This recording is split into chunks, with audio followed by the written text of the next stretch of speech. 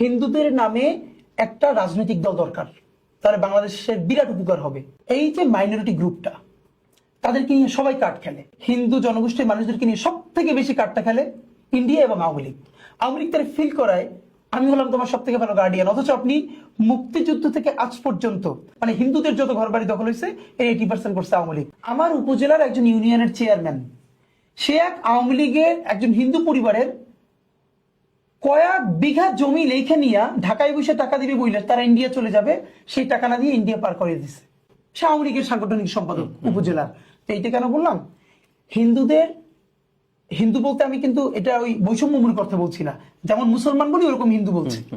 যেই অপরাধটা হিন্দু জনগোষ্ঠীর কেউ করে নাই, আপনি তবু ওইটা তার উপর দায় দিয়ে দিতে পারেন। খেলাটা কিন্তু যখনই সে একটা পলিটিক্যাল পার্টি করবে, তখন তার যেভাবে স্টেট দাঁড়াবে, একইভাবে কিন্তু রেসপন্সিবিলিটি দাঁড়াবে, অ্যাকাউন্টেবিলিটি দাঁড়াবে। যে হিন্দু জনগোষ্ঠীর নামে ওই কাজটা কেউ করলে, তখন যেমন এখন যদি জামাতের নামে করে, তাহলে জামাত কি করে?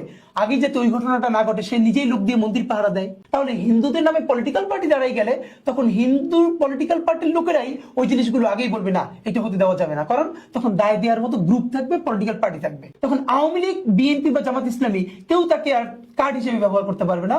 সে নিজের স্টিক নিয়ে বলতে পারবে ঠিক আছে আমার এত % ভোট আছে, তোমার সাথে জোট করবো।